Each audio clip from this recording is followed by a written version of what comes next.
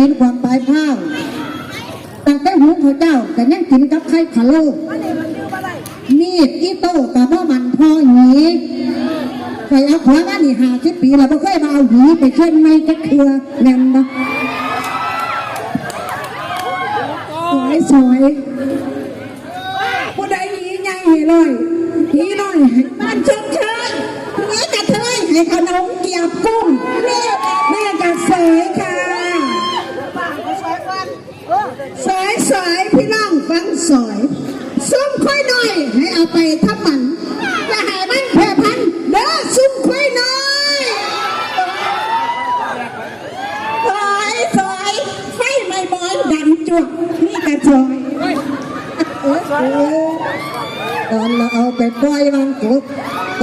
อนเราเอาไปปล่อยระวังกบพี่เด้อให้มันตายเป็นผีโลดชุ่มค่อยน้อยสวยนกแต่อ่อนลอนผู้ใดเมื่อก่อนให้น้อยลงสาธุกระเชิญอีเมเอาไปปล่อยทำไมเพราะพี่ปฏิเดี๋ยวเบิ้งของดีซะแล้วเบิ้งหูตากแดดเอาเป็นบอยของพี่ที่ได้บังหีตาแดดเอามาได้ปั้งน้ำมันจะมาเสียเวลา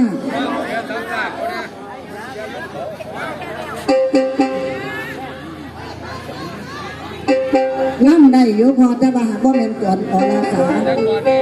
ก่อนของมาล่ำสังเวียนบ่แม่นก่อนของอรสาเพราะว่าของอรสาคอยบ่มีเวลาทวนบ่มีเวลาทองก่อนล่ำจะของกับบ่แล้วบ่เอาเป็นมาจากไหนเนี่ย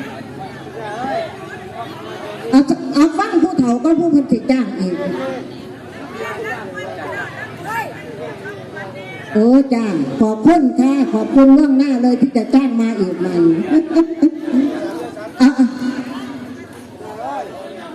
จ้าเอาคุณกับขอพี่กับขออายะฟังน้ำก่อนฉันเอาอรสาให้เพิ่นฟังก็ต้องเป็นก่อนอรสาดิเอาเป็นก่อนของหมอลำสังเวียนเนี่ยล่ะก่อนแม่ห้างเนาะผู้ใดกับมิตรแก้วาคอยเป็นแม่ห้างมันเป็นจังไหนเป็นแม่ห้างต้องสิบอกชูตั้งนะเนี่ย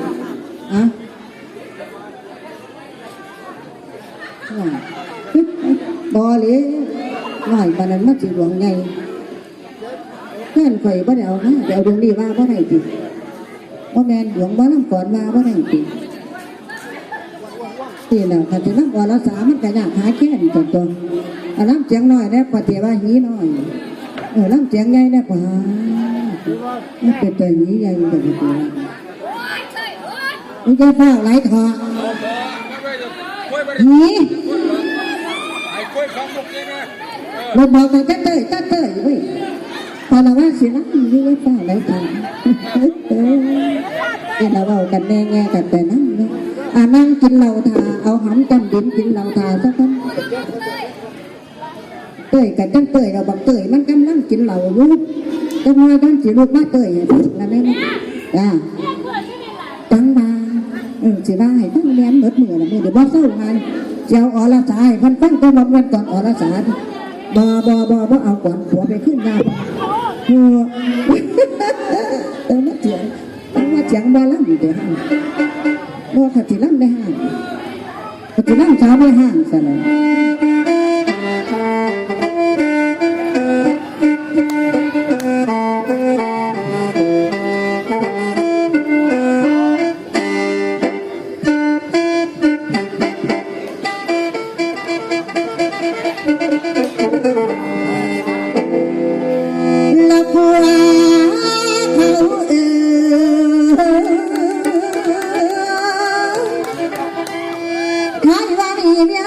ขลายคนนอนเลื่อนนับได้แสนขั้นมือล้านหนุ่ยทางสู่ดอกโพสังเวียนนั่งขนมน้องก็คือดังเดียวกันนางบ้านในหัวแต่อีนางโอ้ยนอเป็นหางมาบอกเลยนอนเลี้ยงข้างผู้ใจได้รันจากเถื่อตัวของที่ว่าห้างเมียสังเวียนนางห่างแต่สู่ผู้เคยเดี่ยวกอมกันเด่นนุ่งห้าง ห่างอยู่สารคามเมาหมอลำคนงามงามเอ้ยอันดังเดียวน้องกันห้างที่สองกันนานนางไปรังจำขอนแก่นนี่เป็นนางห่างแฟนแสนที่หุบอังเอาขันเงาห่วงละเป็นว่านั่งกันในเตือกหัวเขาแก่ไปขออมเลยบอสมมาโดนว่าเพิ่นมีน้ำเมียแล้วมันก็เซลเจ้าเอาคันจากกันขนาด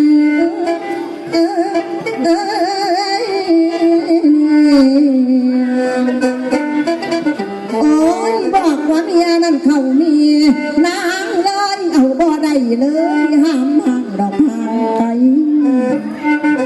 นี่ก็เกือบขันมาได้ไปเป็นกูนอนนำเข้าไปรำอยู่เฮียงกันเลยไปแห่บุญดอกไฟบางบ่สมบังเข้าดันมันใจกันเหมือนนางพ่อแม่นางนั่นบ่พร้อมผู้ชายนั่นอยู่ไกลเด่นนู้ก็ทุกข์ละคันเดินอยู่ไกลไกลตาฟังนอกทางเงาน้องคงเอาหัวเด้อขวาสมตั้งแต่เดินขนาดแล้วนี่มันไกลกันเยินเพื่อเนินไกลตะลิงเลยเป็นแม่ห่างขันห้ามสู้อยู่บ่อเจ้าบ่แม่นั่งดอกแกงเบาดอกเดินขี้ดอกคนสวยน้องมันสวยน่าเหลือเกินหากบ่มีน้องขวาซ้อนตอนไปน้ำน้อสองห้อง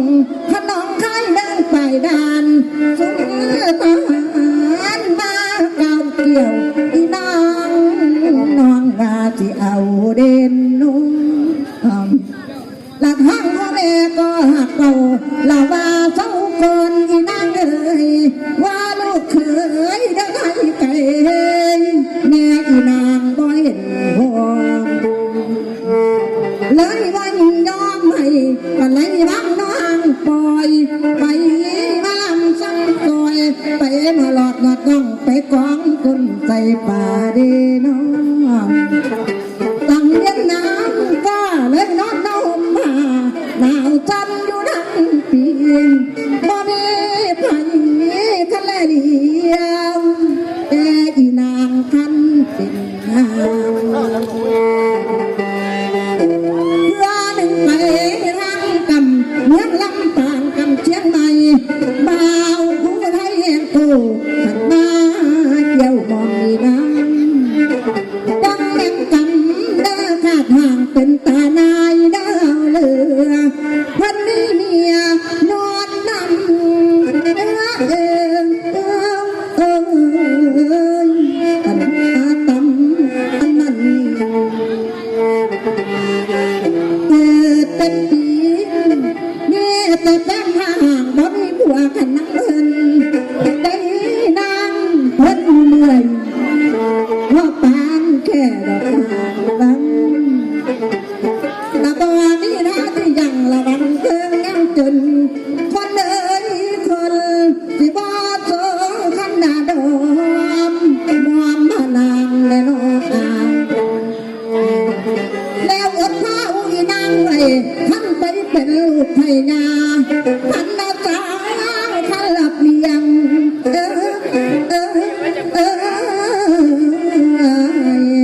ท่านจนกาของตายแน่นเดิม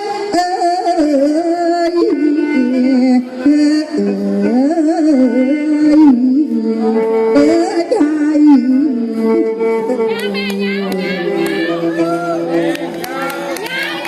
ขอบคุณขอบคุณ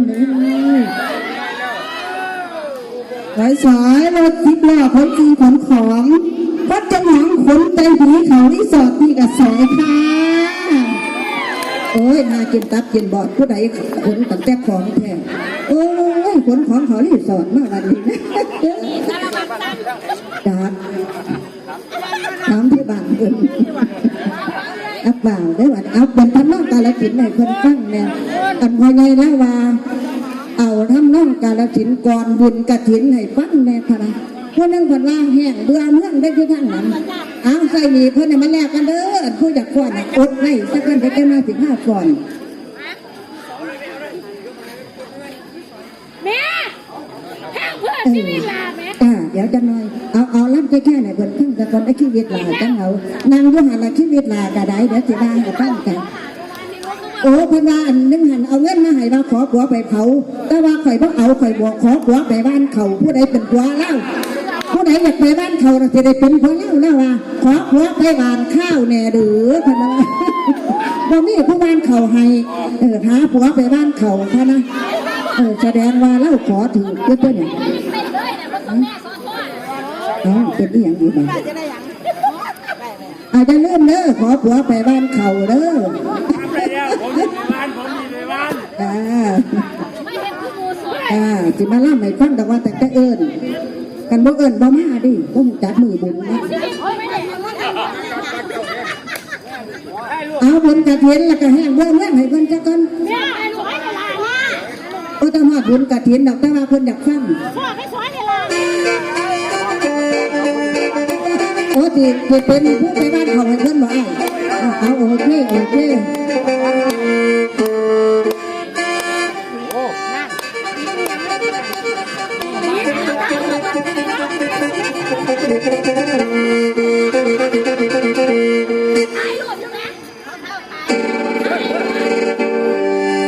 แล้วมาว่านี่แม่เอ้ยแม่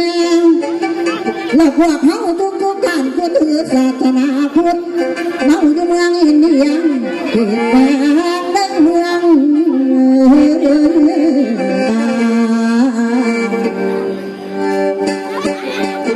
แล้วคนมาเนปาลหุ่นกรุงกบินน้อมองอยู่เมืองกับปีแล้ววัตถุกรุงกบินละพัดหุ่นทุกโทเจ้าดอกคอที่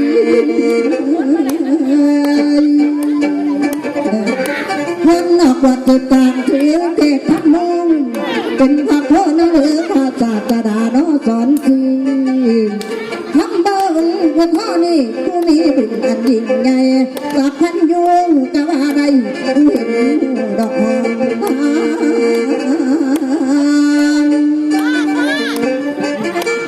เวลาเสด็จลงลำเทศโบสถ์สัตว์มนุษย์คุณแม่เอ๋ยนับเอาทำคำสอนเทศนาเด้อสอนแล้วนับเอาบทมาขอเทศนาเทศโปรดตั้งจอนสาพันทุกเรื่องตั้งอาจารย์อุ่นขนาดเรื่องให้เฮาดอกหอม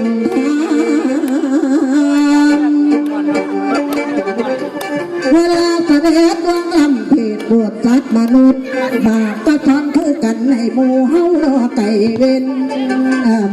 เป็นหนทางให้เฮาเป็นแนวทางให้เฮาไต่คุณแม่เอ๋ยเป็นแนวทางให้เฮาเป็นหนทางเป็นบันแมนหัวเจ้าพุทธตัวแบนให้เห็นหูดอกหอมทางเมื่อในความสตางเมื่อนี่แม่สตางคนไม่ทำก่อตามเททอดกองกฐินนะพุทธองค์บัญญัติให้หมู่เฮาคันหันสามแล้วคุณแม่เอ๋ยฟังอาศัยเดือนมาพิสูจน์ตัวงาขันทรงขาดกาบเมื่อยามแบบเดือนอาศัยได้ขันเตียมโซ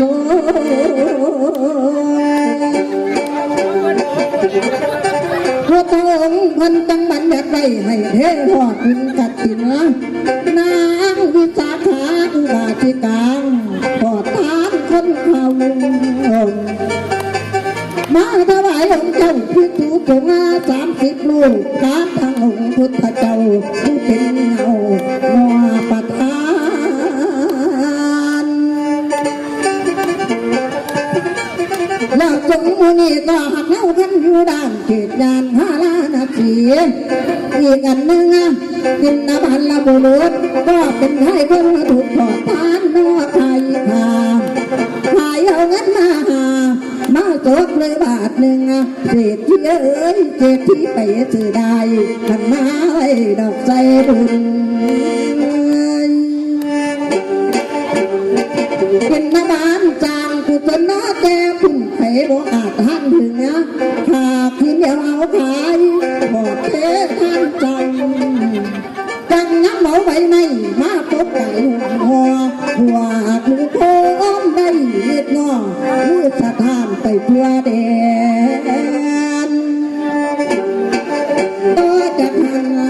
อาทิตย์ตกจากแว่นฝนโปรยป่าละพัดมีผู้จากของที่ขั้นเกียงของขันน้องคืนตัวเล่านั้นเต่าพาลานาทีขันเมืองใหญ่คุณเมย์ตัวเล่านั้นแป้งพาลานาทีเมืองใหญ่ต่อจากนั้นพวกคนเอาแกยังได้เอามาจากกันต่อกันถ้าจะนึกเลือกได้เอามาใจในกระถินนี่ผ่าเทียบไม่หนึ่งผ่าเทียบใหญ่หนึ่งผ่าบ่เป็นนิดสักขี้หนึ่งผ่าบ่ได้ยืมเข้ามาหนึ่งผ่าบังสกุลหนึ่งใจกระถินกันทั้งนั้นต่อจากหันน้ำที่ขอจะว่าบุญกระถินอีกต่อพระทุกคนรับบุญกระถินนั่นนี่อยู่จากขณิตบุญพระกิจบุญพระกรจำได้ที่ร้องเรา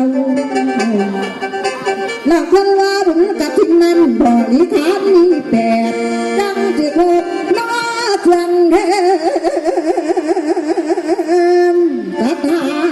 เจ้า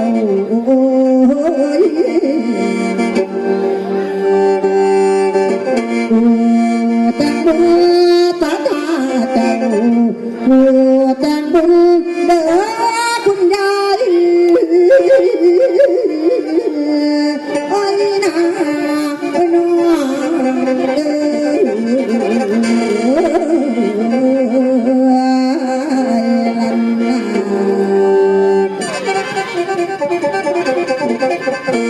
นว่าบุญกฐินนั้นบริขารมีแปดเท่านั้นจังสิครบเครื่องแทบสัทธาเจ้าคือแต่งบุญบริขารแปดนี่อย่างแน่พูดจังหนึ่งกับว่าหูจักว่าปีนี้ท่วมเป็นจังไหนจังมาสั่นเขาก็เห็นก้นบ่อนเซรั่มกาลสินอยู่หมดเดี๋ยวเปล่าเดี๋ยวพอเด้อก็เพิ่นว่าบริขารแปดนี่อย่างแน่เครื่องไอ้บริขารของบุญกฐินนี่แปดอย่างก็มีหลายดิ